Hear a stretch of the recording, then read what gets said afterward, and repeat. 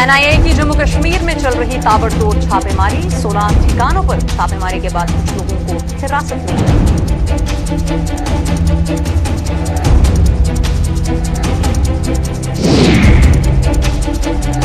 मेंढर में महासभा का गुस्सा 7वें आसमान पर, गुस्साए सदस्यों ने यात्री भवन का नींव पत्थर तोड़ा। फारूक अब्दुल्ला ने रखा था फाउंडेशन स्टोन।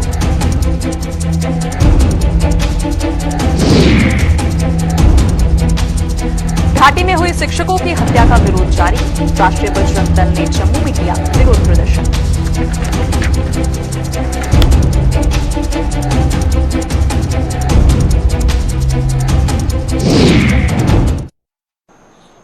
नमस्कार, बुलेटिन में आप सभी का स्वागत है। मैं हूं आपके साथ प्रियंका चौधरी। पेश हैं अब तक के समाचार। राष्ट्रीय जांच एजेंसी एनआईए ने आज घाटी में 16 जगहों पर छापेमारी की है। बताया जा रहा है कि ये छापेमारी 2 मामलों में की गई है। एक KSIS और वाइस ऑफ हिंदू से जुड़ा है, जबकि दूसरा मामला भटिंडी IED रिकवरी मामले से जुड़ा है। सूत्रों के मुताबिक एनआईए के अधिकारियों ने जांच उनके द्वारा की जा रही है और 2 मामलों के सिलसिले में श्रीनगर, अनंतनाग और बारामूला जिले की छापेमारी की जा रही है। इस छापेमारी के लिए एजेंसियों ने CRPF की सहायता भी ली है और इस दौरान एनआईए ने कुछ शिक्षकों से भी पूछताछ के लिए तलब किया है।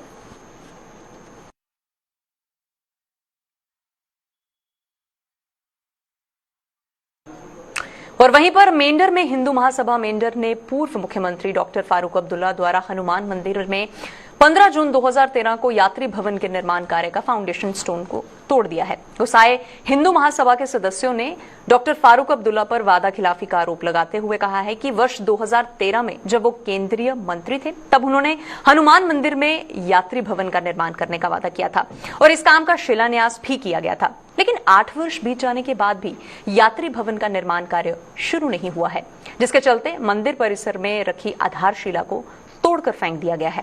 उन्होंने कहा है कि सियासी दलों के नेता जनता के साथ वादा करके केवल उन्हें बेवकूफ बनाते हैं और लोगों को गुमराह करते हैं। और गौर फरमाने वाली बात भी है, क्योंकि जहां पे आस्था से जुड़े हुए कुछ मुद्दे सामने निकल कर आते हैं और उन्हीं मुद्दों पर जब आम जनता भड़क जाती है तो कहीं ना कहीं मामला तूल पकड़ता हुआ नजर आता है। और वैसा ही मामला आज मेंढर से देखने को मिला है। और अगर जिक्र करें तो लोग अपने आप को ठगा हुआ महसूस कर रहे हैं और उनका भी यही कहना है कि निर्माण कार्य की नींव जरूर रखी गई थी, लेकिन 8 वर्ष बीत जाने के बावजूद भी निर्माण कार्य देखने को नहीं मिला है। और ऐसे में कहीं ना कहीं वादा खिलाफी का आरोप जो है डॉक्टर फारूक अब्दुल्ला पर भी लगाया जा रहा है, क्योंकि एक 2013 में जिसकी नींव रखी गई और 8 साल गुजर जाने के बावजूद भी अभी तक कुछ कार्य नहीं हुआ है, तो लोगों का गुस्सा भी कहीं ना कहीं वाजिब है। और क्या कुछ वजह रही है? और अगर सियासी दलों की बात करें तो उनका हमेशा से यही कहना है, लोगों का भी यही कहना है कि सियासी नेता आते हैं, वादे करते हैं और वादे करने के बाद उन्हें भूल जाते हैं और अपने आप को लोग वहां बेवकूफ बनते हुए महसूस कर रहे हैं। और आज इस शिलान्यास की गई पत्थर को लोगों द्वारा तोड़ दिया गया है और उनका भी यही कहना है कि आज हमें मजबूरन ये कार्य करना पड़ रहा है और इसके लिए कहीं ना कहीं सरकार जिम्मेवार है और सरकार के प्रति लोगों का गुस्सा आज देखने को मिला है।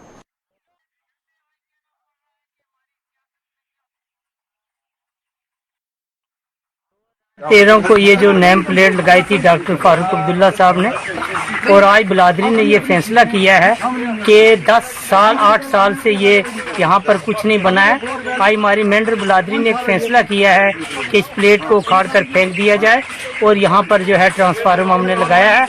मैं यहाँ के जितने लीडर हैं उनसे ये प्रार्थना करूँगा कि ऐसा काम ना करें जो समाज के लिए एक निशाना बन जाए और समाज आपको बार बार इन बातों के लिए प्रेरणा करे और याद करे। ऐसे काम करो समाज के अंदर कि दुनिया याद करे, हमारे मरने के बाद भी समाज हमें याद करे और ऐसे काम करके जाना चाहिए। 2013 मेरा जन्मदिन है, उसी दिन फारूक अब्दुल्ला अपना जावेद राना ये लोगों और इसके पीछे बहुत लोगों मिल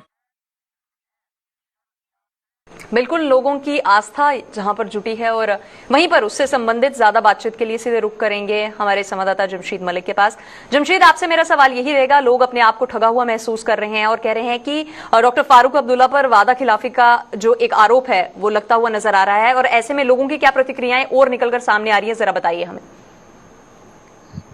उनका बिल्कुल लोगों में काफी गुस्सा देखने को मिला। उसकी बड़ी वजह यह है कि 2013 यानी 8 साल कंप्लीट हो चुके हैं और उसके बाद आज तक इसका काम शुरू नहीं किया गया, क्योंकि मेंढर का एक ऐसा इलाका है जहां हनुमान मंदिर के पास एक यात्री भवन बनाया जाना था, जिसका स्टोन लगाने के बाद आज तक उसका दोबारा काम शुरू नहीं किया गया। इन लोगों की तरफ से कहा गया कि बार बार रिक्वेस्ट भी की गई, हर जो भी लोग आए उनसे बात भी की गई, उसके बावजूद भी इसका काम शुरू नहीं हुआ। उसके बाद आज इन्होंने एक मीटिंग की और मीटिंग के बाद इन्होंने ये फैसला लिया कि इसका जो स्टोन लगाया गया था उसको तोड़ के फेंक दिया गया है, क्योंकि लोगों की तरफ से कहा जा रहा है सिर्फ स्टोन लगाए जाते हैं, उसके आगे काम नहीं किया जाता। खास करके अगर हम इस इलाके की बात करें जहां हनुमान मंदिर मेंढर में यहाँ है, यहाँ लोगों की काफी आस्था जुड़ी हुई है और बड़ी संख्या में लोग यहाँ पहुंचते भी हैं और यात्री निवास न होने के कारण भी लोगों को काफी दिक्कतों का सामना करना पड़ता था, जिसके चलते इन लोगों की तरफ से बार बार ये अपील की जाती थी। और उस वक्त 2013 में इन लोगों के साथ जो वादा किया गया और उस वक्त स्टोन लगा के बड़े बड़े वादे इनके साथ जरूर किए गए, मगर आज ये हालत है कि उन लोगों को ये स्टोन उखाड़ के फेंकना पड़ा, क्योंकि उनके साथ जो वादा किया गया था उसके पूरा नहीं किया गया, जिसको देखते हुए आज इन लोगों ने मीटिंग के बाद ये फैसला किया। जी प्रियंका। जी बिल्कुल, देखिए जमशेद, अगर कहीं ना कहीं लोगों के अगर बात जानने की कोशिश करें तो उनका यही कहना है कि हमें हर सियासी नेता द्वारा सिर्फ आश्वासन दिए गए हैं, लेकिन जमीनी सतह पर कार्य जो है वो होता हुआ नजर नहीं आ रहा है। अब की बार अगर ऐसा नहीं हुआ तो कड़े कदम और उठाए जा सकते हैं आने वाले समय में, क्योंकि जिस हिसाब से नींव का पत्थर जो रखा गया था उसे भी उन्होंने तोड़ के अपने गुस्से का इजहार किया, तो आने वाले वक्त में मुझे लगता है कि लोगों का गुस्सा सातवें आसमान से भी आगे निकलता हुआ नजर आ सकता है। बिल्कुल प्रियंका, लोगों की जहां तक बात करें इनमें काफी गुस्सा पाया जा रहा है, क्योंकि जिस तरह मैं बता रहा हूं कि एक स्टोन प्लेट लगा दी गई, उसमें नाम चिपका दिया गया, उस वक्त हाथ डाल लिए गए और लोगों के साथ जो वादे किए गए वो वहीं तक महदूद रह गए, सिर्फ स्टोन तक ही। ऐसे कई मिसालें राजौरी पुंछ में आपको देखने को मिल सकती है। मगर खास करके अगर हम इस मेंढर की बात करें, क्योंकि एक धार्मिक स्थल है जहां हनुमान मंदिर है और हर रोज यहाँ बड़ी संख्या में लोग पहुंचते हैं और इन लोगों को काफी दिक्कतों का सामना करना पड़ता है, जिसके चलते चलते लोगों की तरफ से बार बार इसकी मांग एक अरसा लंबे अरसे से की जा रही थी। उसके बाद जब इनकी मांग पूरी की गई 2013 में, वो यहां तक रही कि एक स्टोन लगा दिया गया, उसके बाद आगे उसका काम नहीं बढ़ाया गया और अब लोगों में गुस्सा काफी देखने को मिला। लोगों की तरफ से अब यह भी कहा जा रहा है कि अगर इस तरह का काम जो वादा किया गया इसको पूरा नहीं किया गया, ये काम कंप्लीट नहीं किया गया, तो उससे भी ज्यादा उग्र हो सकते हैं। इनका गुस्सा इजहार करने का आप देख सकते होंगे, इनने जो स्टोन प्लेट लगी थी वो तोड़ के फेंक दी है, क्योंकि मैं जिस तरह बार बार बता रहा हूं धार्मिक स्थल पर अगर प्लेट लगाई गई थी तो उसको जरूर अपनी प्रतिक्रिया जाहिर की है। चलिए बहुत बहुत शुक्रिया जमशेद तमाम जानकारी हमारे साथ साझा करने के लिए और बताने के लिए कि अगर लोगों ने आज अपने गुस्से का इजहार किया है तो उन्होंने ये भी कहा है कि आने वाले वक्त में अगर सिर्फ आश्वासन दिया गया, कार्य नहीं किया गया, तो कुछ और भी हमारी तरफ से देखने को मिल सकता है।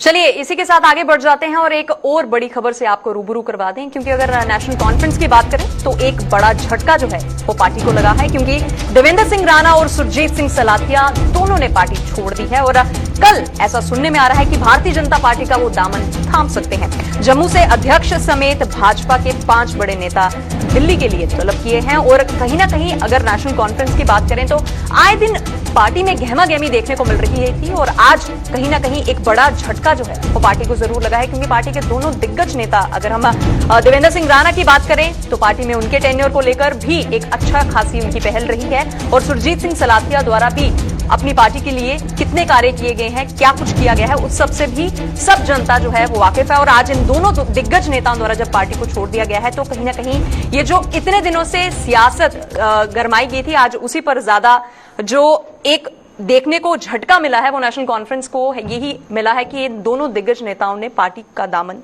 छोड़ दिया है। ज्यादा बातचीत के लिए सीधे रुक करेंगे हमारे ब्यूरो चीफ विनोद कुमार जी के पास। विनोद जी, मैं आपसे जानना चाहूंगी, नेशनल कॉन्फ्रेंस को अभी तक के लिए और कुछ ही देर पहले ये जो झटका लगा है, देखिए अगर बाकी पार्टी के कार्यकर्ताओं की बात करें तो कहीं ना कहीं उनके मनोबल को भी ठेस पहुंची है, क्योंकि पार्टी के 2 दिग्गज बड़े नेता जिनका टेन्योर नेशनल कॉन्फ्रेंस में अगर हम जिक्र करने जाएं तो शब्द कम पड़ेंगे और आज उनके द्वारा पार्टी को छोड़ देना, अगर पार्टी के बाकी कार्यकर्ताओं की या बाकी नेताओं की बात करें तो उनके मनोबल को कहीं ना कहीं ठेस पहुंची है। इस पर क्या विचार विमर्श कहेंगे आप?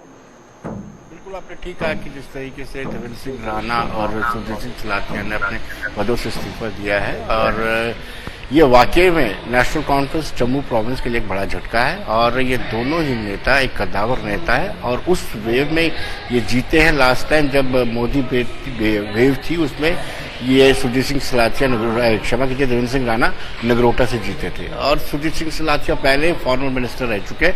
दोनों की ही डॉक्टर फारूक अब्दुल्ला या अब्दुल्ला खानदान के साथ बहुत गहरे नजदीकी संबंध थे।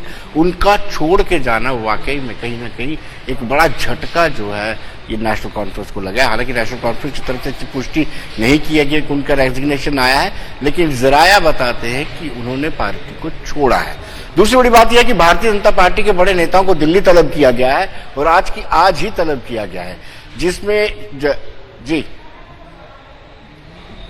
है ये बीजेपी का दामन थाम सकते हैं। और आज ही के आज अगर देखा जाए तो सोशल मीडिया पर जिस तरीके से खबर वायरल होती हुई नजर आ रही है और ऐसे में जहां हम लोगों की प्रतिक्रियाएं जानने की बात कर रहे हैं और कहीं ना कहीं विनोद जी अगर देखा जाए तो सब चाहते हैं कि उनकी पार्टी उभर कर सामने आए और यही वो मौका था जब पार्टी को मजबूत हाथों की जरूरत थी और ऐसे में दिग्गज नेताओं का पार्टी को छोड़कर चले जाना पार्टी पर किस तरीके का असर जो है वो आने वाले वक्त में देखने को मिल सकता है। प्रियंका, मैं आपको ये बता दूं कि भारतीय जनता पार्टी के शीर्ष नेतृत्व या यूं कहे कि भाजपा हाईकमान ने जम्मू कश्मीर से भाजपा के 5 बड़े नेताओं को तलब किया है, दिल्ली तलब किया है, जिसमें जुगल किशोर शर्मा जो सांसद है जम्मू पुंछ कॉन्स्टिट्यूंसी से, प्रदेश अध्यक्ष रविंद्र रैना है और साथ ही साथ आपको बताते चले कि जो एक फॉर्मर डेप्यूटी चीफ मिनिस्टर 2 रह चुके हैं निर्मल सिंह के साथ दूसरे कविंद्र गुप्ता, उनको भी तलब किया गया है। साथ तरुण चुग जो प्रभारी हैं वो भी रहेंगे। डॉक्टर जितेंद्र सिंह पीएमओ में राज्य मंत्री हैं। ऐसे सोर्सेज बता रहे भारतीय जनता पार्टी के कि कल वो पार्टी को ज्वाइन कर सकते हैं। देवेंद्र सिंह राणा और सुरजीत सिंह सलाथिया, इनको तलब करना अपने आप में इस बात का संकेत देता है कि कल इनकी ज्वाइनिंग हो सकती है। बिल्कुल, देखिए विनोद जी कहीं ना कहीं अगर बीजेपी का जिक्र करें तो जहां एक तरफ पार्टी अपने आप को मजबूत बनाने की कोशिश कर रही थी और वहीं पर 2 दिग्गज नेताओं का दूसरी पार्टी का दामन छोड़कर उनकी पार्टी की तरफ अग्रसरता दिखाना, तो लगता है कि उनकी मानसिकता तो और मजबूत हुई है, कहीं ना कहीं एक अच्छा मैसेज जो है वो भी जाता हुआ नजर आ रहा है। देखिए प्रियंका, इन दोनों नेताओं के पास ऑप्शन कोई बच नहीं रहा था। अगर हम बात करें देवेंद्र सिंह राणा की, वो नगरोटा कॉन्स्टिट्यूंसी से जीतकर आते हैं। बिल्कुल। और ये अटकलें लगाई जा रही हैं कि नगरोटा कॉन्स्टिट्यूंसी एसटी के लिए आरक्षित हो जाएगी। बिल्कुल। तो फिर वो वहां से चुनाव लड़ नहीं सकते हैं। इसके अलावा देवेंद्र सिंह राणा ने किसी और कॉन्स्टिट्यूंसी में काम नहीं किया है। फिर हम सुरजीत सिंह सलाथिया की बात करते हैं। सांबा कॉन्स्टिट्यूंसी एससी के लिए रिजर्व है, लेकिन जब रोटेशन होगी तो आने वाले दिनों में हो सकता है कि विजयपुर कॉन्स्टिट्यूंसी एससी के लिए रिजर्व हो जाए। फिर जो सुरजीत सिंह सलाथिया हैं वो विजयपुर के अलावा उन्होंने किसी दूसरी कॉन्स्टिट्यूंसी में तैयारी नहीं की। बिल्कुल। तो इनके लिए भाजपा के भीतर या भाजपा के अंदर जाने के अलावा कोई ऑप्शन मुझे नहीं लगता है बचता है। कद्दावर नेता है, अगर बीजेपी में आते हैं तो बीजेपी के नेता भी कहते हैं कि पार्टी को जरूर मजबूती मिलेगी। बिल्कुल, चलिए बहुत बहुत शुक्रिया विनोद जी तमाम जानकारी हमारे साथ साझा करने के लिए और बताने के लिए कि इस वक्त की जो बड़ी खबर सामने निकल कर आ रही थी और नेशनल कॉन्फ्रेंस को जो झटका लगा है उसी को मद्देनजर रखते हुए जहां पर एक तरफ बीजेपी के पास एक और मौका है पार्टी को बुलंदियों तक पहुंचाने का और कहीं ना कहीं जिस तरह से विनोद जी ने बताया है कि देवेंद्र सिंह राणा और सुरजीत सिंह सलाथिया के पास ये last nail in their coffin, BJP को ज्वाइन करना एक आखिरी उम्मीद थी और उनके पास कोई चारा भी नहीं था और उसी के मद्देनजर वो पार्टी का दामन कल ऐसी अटकलें लगाई जा रही हैं कि थाम सकते हैं, जिस पर कहीं ना कहीं सियासत भी गरमाई हुई है। एक तरफ पार्टी के, अगर नेशनल कॉन्फ्रेंस पार्टी के कुछ कार्यकर्ताओं की बात करें, नेताओं की बात करें, उनका मनोबल टूटा है, तो कहीं ना कहीं बीजेपी के पार्टी के नेताओं का और बाकी जनता का मनोबल जो है वो कहीं ना कहीं स्ट्रांग होता हुआ नजर आ रहा है। चलिए बढ़ जाते हैं आगे और ऐसे में अगर कश्मीर घाटी की बात करें तो कश्मीर घाटी में हो रहे आतंकी हमलों को लेकर राष्ट्रीय बजरंग दल ने जम्मू में विरोध प्रदर्शन किया है और पाकिस्तान का पुतला भी जलाया है। प्रदर्शन की अगुवाई कर रहे राष्ट्रीय बजरंग दल के प्रदेश प्रमुख राकेश शर्मा ने आतंकी संगठन टीआरएफ को चेतावनी दी है कि अगर उनमें दम है तो वो पीठ पर वार करने के बजाय सामने आकर वार करें। उन्होंने कहा कि इस तरह मासूम लोगों की हत्या हिंदू समुदाय के लोगों के लिए आप अगर उनमें डर उत्पन्न करना चाहते हैं तो डराने वाले नहीं हैं।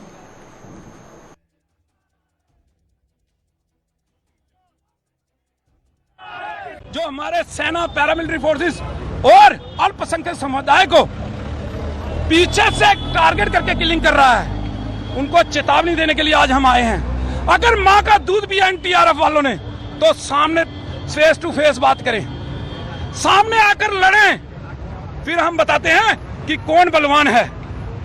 इसलिए टीआरएफ और पाकिस्तान को आज हमारी चेतावनी है कि ये गंदी हरकतें बंद कर दे। कश्मीर के अंदर हिंदू समाज, चाहे वो सिख कम्युनिटी का हो, चाहे कोई भी हो, जो अल्पसंख्यक है वो वहां पर डरने वाले नहीं हैं। उनका मनोबल टूटने वाला नहीं है। 800 साल तो हमने गुलामी जो है हमने मुगलों की यहाँ पर झेली है, 200 साल अंग्रेजों की, लेकिन उनको भागना पड़ा। हिंदू कभी भागा नहीं है और हिंदू भागेगा भी नहीं। इन लोगों को यहाँ से भगाया जाएगा। अब सेना और पैरामिलिट्री फोर्सेस और पुलिस हमारी इनको मुंह तोड़ जवाब जो है वो कश्मीर के अंदर देगी। इनको गोलियां मारी जाएंगी, बीच चौक में इनको जिंदा जलाया जाएगा और इनकी हालत कुत्ते जैसी की जाएगी। ये इनको आज हमारे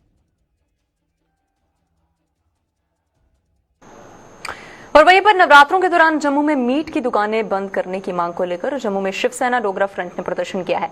इस दौरान शिवसेना डोगरा फ्रंट के प्रधान अशोक गुप्ता ने आरोप लगाया है कि जम्मू नगर निगम के आदेश के बावजूद भी नवरात्रों के दौरान शहर में मीट की दुकानें खुली हुई हैं। उन्होंने चेतावनी भी दी है कि अगर जल्द शहर में नवरात्रों के दौरान मीट की दुकानें बंद नहीं की गई तो वो जम्मू नगर निगम के कार्यालय के साथ इन दुकानों का भी घेराव करेंगे। कॉरपोरेशन और मेयर ने ये ऑर्डर निकाल दिया कि मीट की दुकानें नवरात्रों के उपलक्ष्य के अंदर बंद रहेंगी, हमेशा रहती रही हैं। लेकिन आज भी जीवल चौक के अंदर, बाकी स्थानों के ऊपर, परेड के अंदर, सब स्थानों के ऊपर मीट की दुकानें खुली हुई हैं। क्या वो होलसेल बनाने वाले या बेचने वाले? मैं चेतावनी दे रहा हूँ। ये मेरा त्यौहार है, माँ वैष्णो देवी के नवरात्रे हैं। इन दिनों के अंदर कोई ऐसी बात मैं देखने का प्रयास नहीं करना चाहता जिससे मेरी पूजा के अंदर खलल पड़े। ये मेरा संवैधानिक अधिकार है और इस अधिकार को अगर कोई तोड़ने का प्रयास करेगा तो कॉरपोरेशन का भी घेराव करूंगा। 7 अक्टूबर से शुरू हुए शारदीय नवरात्र के आज 5वें नवरात्र पर मां के पंचम स्वरूप माता स्कंद माता की पूजा अर्चना की जा रही है।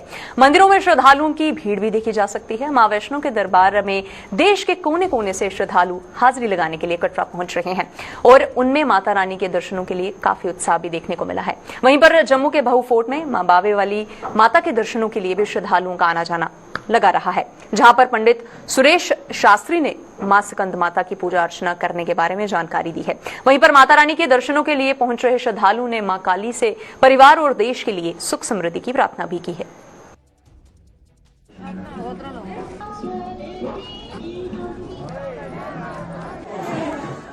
गौरी नारायणी नमोस्तुते स्वाहा। जय माता की। आज पंचम नवरात्र मां स्कंद माता के निमित्त आपके लिए कल्याणकारी हो। मां भगवती स्कंद माता कार्तिकेय की माता के स्वरूप में बाल रूप में कार्तिकों को गोदी को लिए हुए और सब भक्तों को अभय प्रदान करने वाली, सब भक्तों का कल्याण करने वाली मां भगवती आप सबको आशीर्वाद प्रदान करे। आज पंचम नवरात्र के दिन 5 कन्याओं का पूजन करना चाहिए और मां भगवती से ये निवेदन करना चाहिए कि हमें बल बुद्धि और विद्या प्राप्त हो। और मां भगवती के बीज मंत्र का ओम ह्रीं क्लीं स्वाहिन्यै नमः, इस मंत्र का जो है बीज मंत्र का जाप करना चाहिए और माता से प्रार्थना करनी चाहिए कि हमें सद्बुद्धि प्रदान करे। जय माता की। आज माता का 5वां नवरात्र है। ये माता स्कंद माता का नाम से इसको बोला जाता है कि 5वां माता स्कंद माता का होता है। इस अवसर पे मैं माता स्कंद माता से यही एक प्रार्थना करूंगा कि माँ हमारे राज्य में और देश में सुख शांति और खुशहाली प्रदान करे और जिस ढंग से कश्मीर में निर्दोषों की हत्याएं हो रही हैं उसको रोके। हमारे सुरक्षा बल, हमारी मिलिट्री, हमारी पुलिस, हमारे अर्धसैनिक बलों को खूब शक्ति बल दे और उनकी भी रक्षा करे ताकि वो हमारे देश के दुश्मनों का नाश कर सकें। और मैं सरकार से भी अपील करूंगा कि माता रानी सरकार को भी बुद्धि दे और हमारे जो सुरक्षा बल है इनको खुला हाथ दिया जाए ताकि इनको एलिमिनेट किए।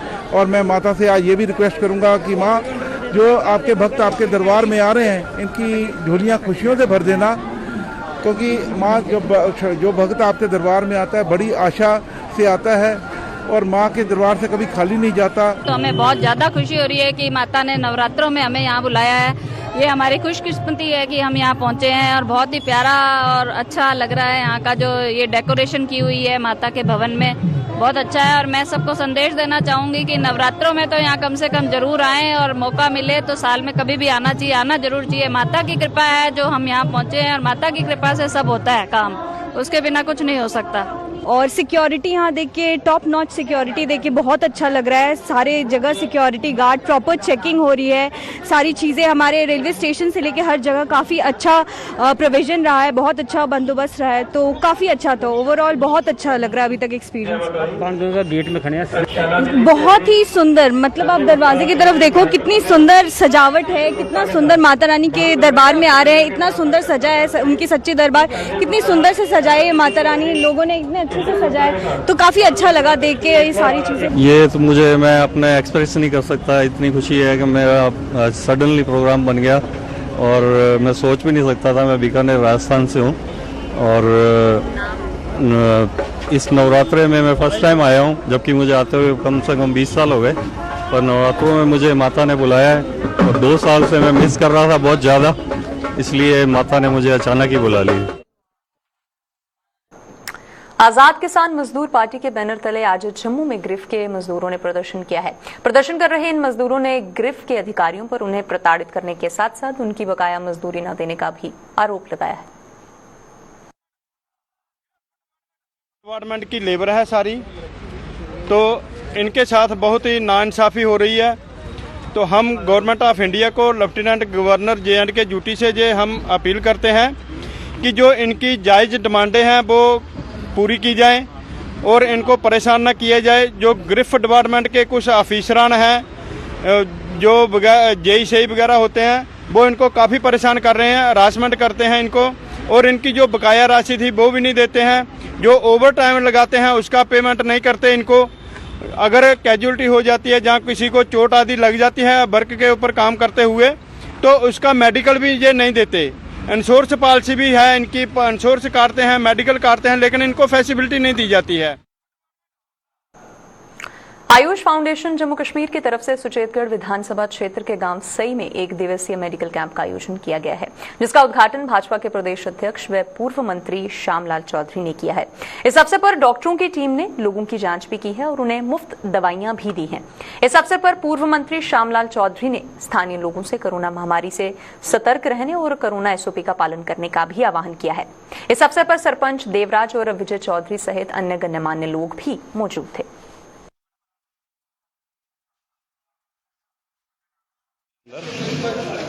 एक मेडिसिन कैंप का आयोजन किया गया है। ये आयुर्वेदिक मेडिसिन है और इससे पहले भी मैंने एक कैंप ऑर्गेनाइज किया था 1.5 कैंप के अंदर। वो लोग जो बेचारे गरीब हैं, हॉस्पिटल तक नहीं पहुंच पाते या उनकी फाइनेंशियल हालत अच्छी नहीं है, उन सब की सुविधा के लिए उनको ये दवाइयाँ जो है मुहैया करवाई गई हैं। आज सही कलां पिंड मोयल के अंदर जो है ये कैंप ऑर्गेनाइज हुआ है और इसके साथ जो लोग बीमार हैं, जिन्हें लंबी बीमारी है, जो अपना इलाज नहीं करवा पाते, उनका जो है डॉक्टर आए हुए हैं। हमारे यहाँ के खुद के गवर्नमेंट डॉक्टर भी आए हुए हैं और उनका उपचार के लिए जो भी दवाइयाँ लाई। बदलते दौर में लोगों की मांग को देखते हुए ग्रामीण क्षेत्रों में नए शोरूम्स खुल रहे हैं और इसी कड़ी में बिश्नाह में भी मल्टी ब्रांड आउटलेट का शुभारंभ हुआ है, जिसका उद्घाटन पूर्व मंत्री श्यामलाल चौधरी और भाजपा के संगठन महामंत्री अशोक कोल ने किया है। इस अवसर पर दोनों नेताओं ने शोरूम मालिक को शुभकामनाएं भी दी हैं।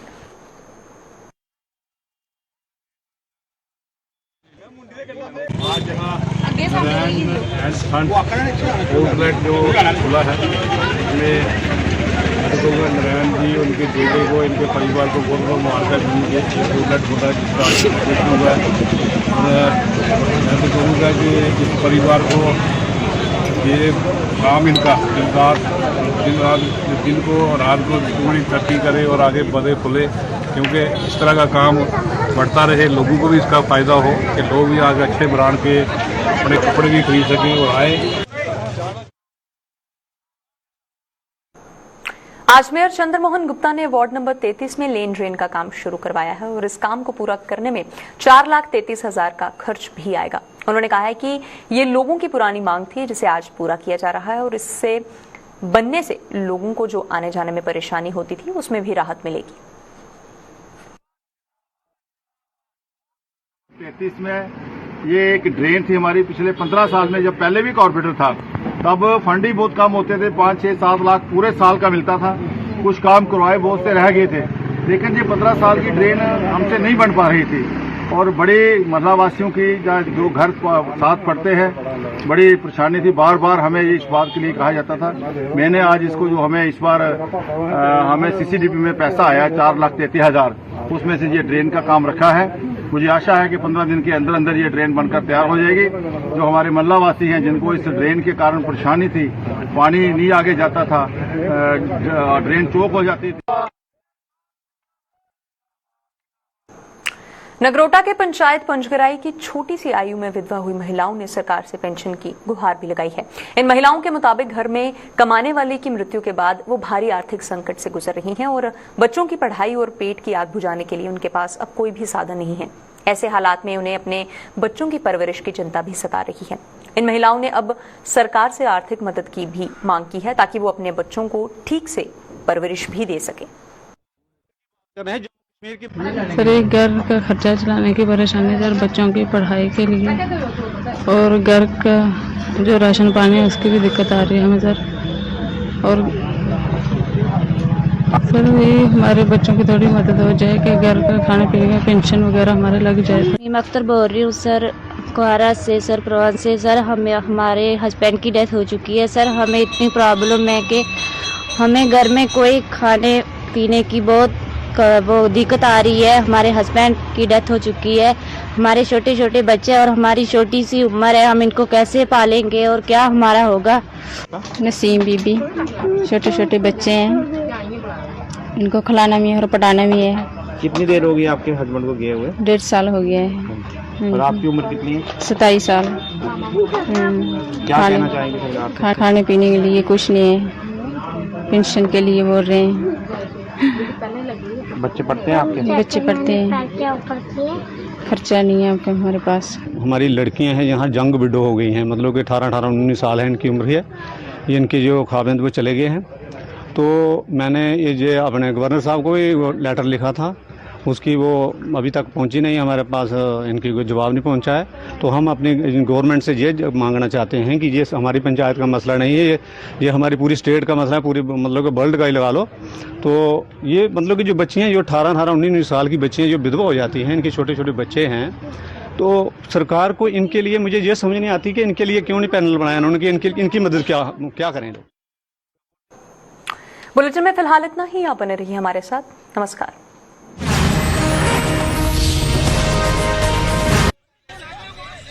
तो हरिद्वार से सीधी तस्वीरें आपको दिखा रहे हैं जन आशीर्वाद रैली की, जहां पर इस वक्त मुख्यमंत्री पहुंचे।